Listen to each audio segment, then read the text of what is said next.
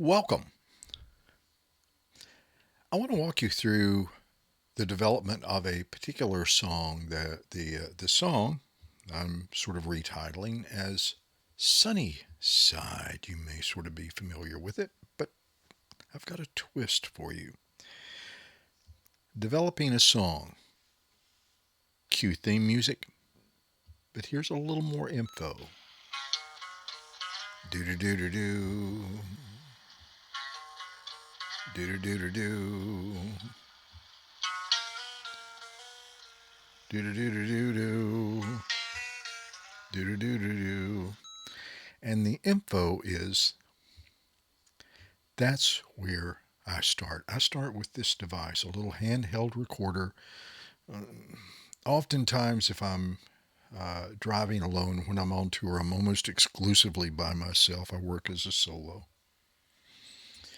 And I, I normally don't have noise occurring, just hours on the road with those little white dots going by and my thoughts, living with my thoughts, exploring those, and maybe lightning in a bottle will come out. So I record them with this since I don't read or write music. I'm not formally trained, and I sort of learned how to make my way through this process and communicate with guys that are better than me. From that, from that, from that, I dump it into another device. But it just occurred to me it might be important that you know sort of the basis of copyrights and intellectual materials. I'm no attorney. So before we get into the next step of development, let's talk about copyrights. I can't dispense legal information, I'm not a member of the bar. So I'm going to suggest to you that you talk to a lawyer. Be careful from which you get legal information. I had a fan that was a hotshot corporate attorney, a guy named Andy. We lost Andy a few years ago. And he told me regarding free advice that it's worth exactly what you pay for it. There's a company just outside Atlanta. You can find them at pd.com. And I get no benefits from dropping names to you. You get the benefits. They get the benefits because this is a great company.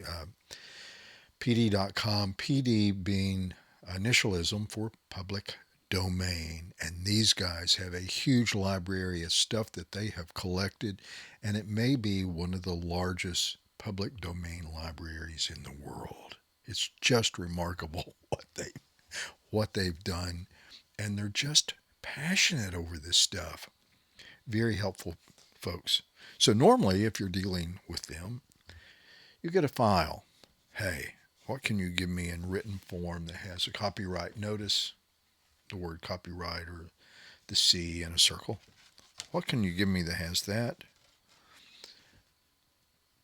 and a year and in written form?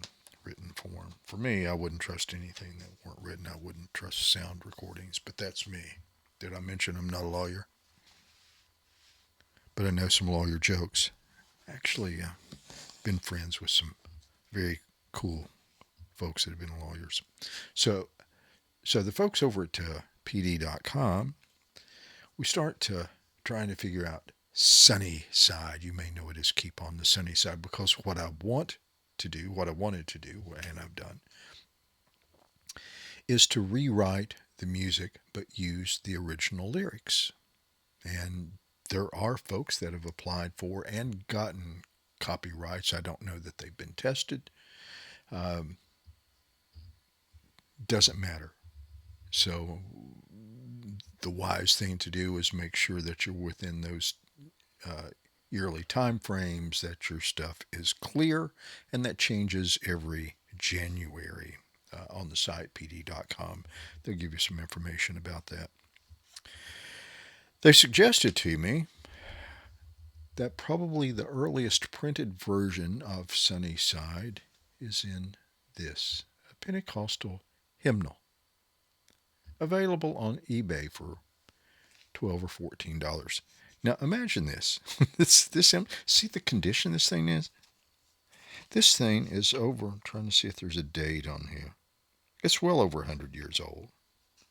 So I guess hymnals didn't get used a lot. Yeah, copyright of the book 1902. So we're 119 years into that. Over on page 28. Aha. Page 28. Keep on the sunny side alive. And at the bottom of the page, the word copyright. Aha. The year 1899. Ooh. And the person that applied for the copyright, J. Howard Entwistle. Now, Entwistle is a composer, so he copyrighted this. He's composed other pieces of music you might be familiar with. The person that wrote the lyrics, Ada Blinkhorn. I think Blinkhorn was a Kentuckian. So, in my version of Sunnyside, I have remained true verbatim to the lyrics in this book. Therefore, I should not be infringing on someone else's copyright. I should be set to go. And I'm thinking, okay, what can I do with this thing? What can I do musically? So I wrote new music. Put it on the little Sunny handheld, started messing around with it. Then, hold this over here. Then my next step is usually this guy, an old Boss DR880 that I got used from a very cool place in Athens called Nucci Space. If you're unfamiliar with Nucci Space and you know a musician who is struggling with mental health issues, Nucci's is absolutely where the kind people are, and they will absolutely help musicians. It's impressive what they've done. So I picked this up from Nucci's used, just wondering, wondering what it might do.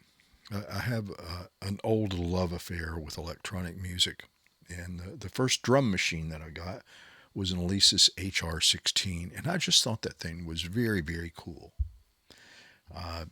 Did a lot, and I learned pretty early on if I really wanted to get programming kicked up multiple notches, I'd get a good drummer to do it. Had a relationship with a guy that was very good at programming them, and he was a powerhouse drummer as well. The DR880, also called a Dr. Rhythm. Not only does it have a whole bunch of drum sounds in it, and they're decent, it also has a sequencer for percussion and quite a few percussion sounds. And here's the other rub, is there's a bass sequencer in it, and I hadn't had a dedicated device that did bass sequencing, and there are multiple outputs on this, so okay, I can separate these, I can, and it really helps me to develop a song. And there's something in here called Easy Compose. I keep hitting the mic stand. Called Easy Compose, and I find that very helpful. Now, I did get a third-party tutorial on the device because it was outside my knowledge base at the time. That thing has worked out well for me, and having this real interest in electronic music, man, I started using electronics on stage live in 90, maybe. I got into it in the studio in the late 80s when there weren't norms and standards, and first generation sequencer called opcode. That one's the number of MIDI cables we ran for that stuff is amazing, but I digress. So I've been using this stuff live on stage for a very, very long time. So back to the DR880. So I put the structure for a song in the DR 880, create the components, intro, verse, chorus, and they're pretty basic, they're pretty boxy, but it gets me through the process. Now I have dumped those over to a DAW. A DAW, as you probably know, is an acronym: Digital Audio Workstation. DAW. DAW. DAWs, I started out with another Steinberg. This is Cubase Pro 9. I started out with another Steinberg product called Nuendo. Nuendo has a film component side to it, film, video, television. But I haven't composed for film in quite a long time. So spending the extra $1,000 for Nuendo didn't seem the place that I wanted to spend $1,000. And Cubase Pro 9 has served me well. The uh, the dump onto this, just a simple stereo dump, a stereo left, right, out, just something that I can work from a starting point. You'll hear a little click count. 1, 2, ready, play. Original intro. Not the original tempo. Producer told me to kick the tempo up. This is at 90 beats per minute, which serves the song better. So the original intro to the verse. There's a dark and a troubled side of life. There's a bright and sunny side too. So you can see where that's going. Very basic, very elementary. Now, tweak starting. I'll take you up to this one. You want to let me go there? Yeah, I'll take you up to this tweak. Slow development. Every once in a while, there's a giant step for mankind. Usually, they're baby steps. So here's some tweaks, just thickening this up.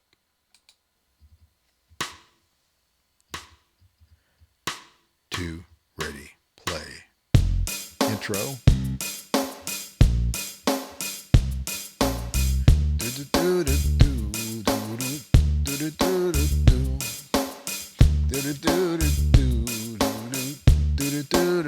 Verse, there's a dark and a troubled side of life. There's a bright and sunny side too. I'll leave you with that. Play the theme music, which we may develop one of these days. Maybe not. Do do do do do. Do do do do do. Do do do do do. Do do do do do. Thanks for watching.